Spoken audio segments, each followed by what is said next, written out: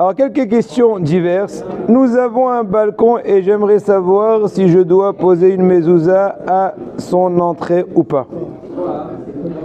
Si votre balcon fait plus de 2 mètres sur 2 mètres, pas seulement 4 mètres carrés, mais bien 2 mètres de longueur sur 2 mètres de largeur, au minimum, et possède un toit, vous devez poser une mezouza. Dans le cas où le balcon fait par exemple 1 mètre de largeur sur 4 mètres de longueur, il fait donc également 4 mètres carrés, il n'y a pas d'obligation de poser la mezouza parce qu'il est un peu plus couloir que chambre. Voilà, prosdor, très bien.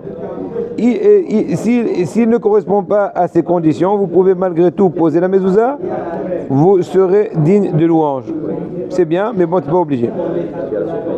On ne fait en revanche pas de beracha en posant la mezouza dans un balcon. Dans tous les cas, tu ne fais pas la beracha quand tu fais, parce que ce n'est pas un endroit de résidence.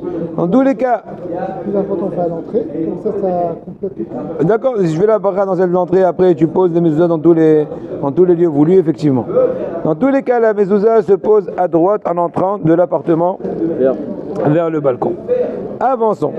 Peut-on utiliser du maaser, donc dit le prélèvement d'un dixième de revenu, pour acheter une montée à la Torah ou un talit ou des téfilines?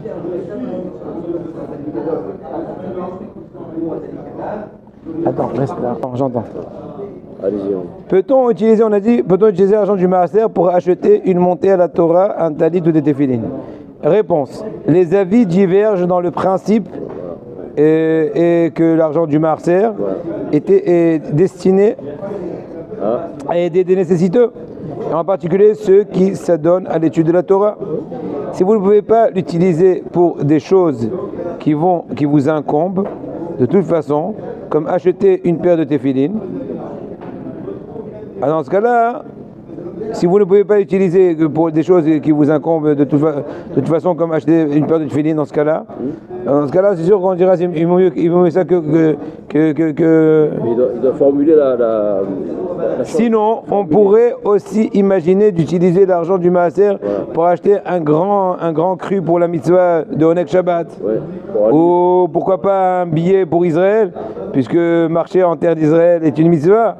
Vous comprenez qu'il n'y a aucune logique à permettre cela. Il est très étonnant que certains se servent de l'argent de maaser, ne serait-ce même que pour remplir leur bibliothèque de livres ou d'autres besoins. Une permission existe pour les gens qui n'ont pas les moyens. En effet, s'ils ne peuvent pas, sans utiliser l'argent du maaser, se payer des tefilines ou un talit par exemple, ils pourront utiliser cet argent pour cela. Mais encore une fois, c'est un cas de force majeure. Il faut le formuler. C'est personnel, mais monter une Sefer Torah, entre guillemets, c'est pas personnel, puis on sait que cet argent n'est pas aider. Non, si tu as déjà donné de l'argent pour maaser pour remonter la Torah, ça dépend de ce que tu t'es... Si tu t'es déjà engagé, ensuite tu rembourses ton engagement de par le maaser que tu prélèves, c'est un problème. Mais si au préalable, imaginons, tu dis que l'argent du maaser, il est là, mais je vais joindre l'utile à l'agréable, je vais l'utiliser pour soutenir les institutions et m'acheter une montée. Dans ce cas-là, il n'y a pas de problème. Voilà. Faut formuler. Là. Est-il permis de manger un sandwich dans la rue? Et là, j'ai aussi écrit, et je vais écrire dessus, prochainement dans Siman Lamed dans Hachem Mishpat, dans les lois des personnes qui sont inaptes à témoigner à cause qu'ils ont fait des fautes, ou etc.